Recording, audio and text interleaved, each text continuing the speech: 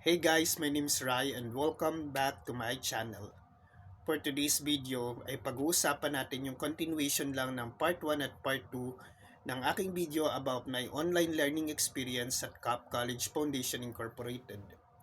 So sa part 2 ng video, na-stop ako dun sa ine-explain or pinapaliwanag ko yung tungkol sa transferee. So sabi ko doon is bonus na lang kung transferee ka kasi most likely, lalo kung nakapag-college ka na before at nag-transfer ka lang sa CAP College, most likely yung mga subjects na nakuha mo na from your previous school ay maaring makredit. Malaking tulong siya or malaking bagay siya kasi lalo kung ikaw ay nakapag-college na before. So kung makredit yon, iilang subjects na lang din yung iti-take mo or most likely dun sa CAP College. Just for example, in my case, nakagraduate naman ako before ng ibang degree. So, yung mga subjects na lang na kinuha ko sa CAP College is mostly mga major subjects na lang kasi na-credit na mostly yung mga minor subjects ko.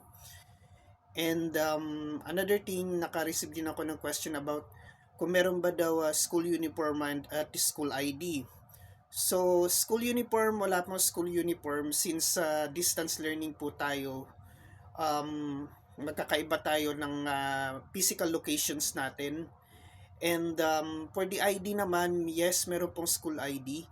So magbibigay po sila ng pwede po kayo mag-ask ng link para ma-fill outan niyo yung Google form kung saan para maka-avail kayo ng school ID. So again, yung school ID po hindi naman po siya compulsory, pero nasa sa inyo po kung gusto niyo magkaroon or mag-avail ng school ID with lanyard na po 'yon. And another question is yung kung ano ba daw yung mga courses na merong board exam sa CAP College. So, sa CAP College, ang course lang na may board exam sa ngayon is yung AB Psychology. And naka-receive din ako ng tanong kung yung AB Psychology ba daw pwede mag-take ng psychometrician board exam. Yes, pwede po mag-take ng psychometrician board exam yung mga graduate ng AB Psychology.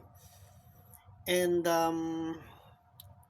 kung paano ba daw yung OJT or practicum. So ang OJT and practicum po is kayo po maghahanap ng companies or institutions or kung ano man pong offices yan na kailangan nyo mag-render ng time para makapag-spend kayo ng inyong internship.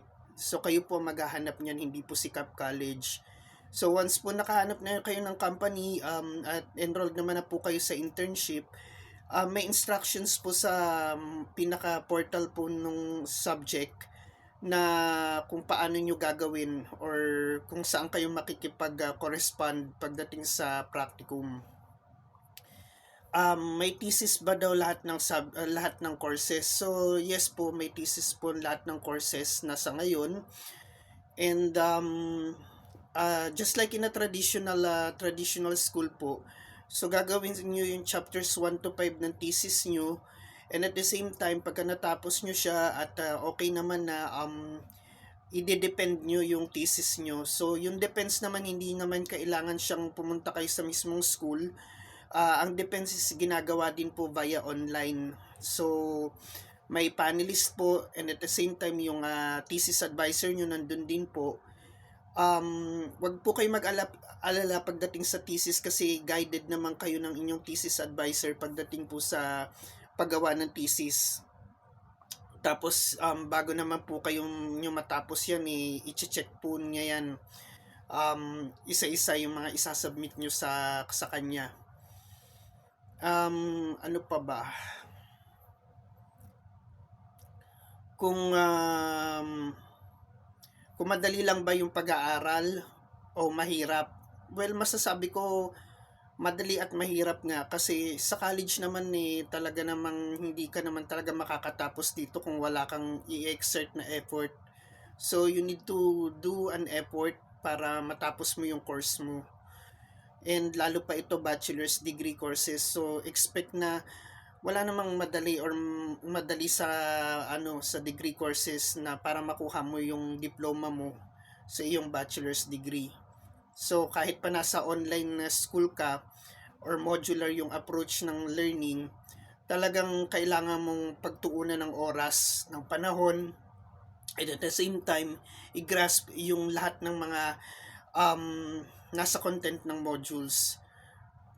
You need to absorb it para naman at the same time makapasa ka or makakuha ka ng mataas na grades sa major exam like final examination, at soon makagraduate ka rin. So that's it, and I hope na sagot ko yung iba sa mga questions na na-receive ko from my social media accounts. So if you do have any questions or comment or suggestions, feel free to comment in the comment section, and or message me on my social media accounts in Facebook, Instagram, X, here in TikTok, or in YouTube at Try Oliver Morales. So that's it for today, and I hope meron po kayong natutunan or may na-share man lang ako sa inyo, lalo do sa mga aspiring na mag-enroll dito sa Cap College Foundation Incorporated. See you again next time on my next video. Bye!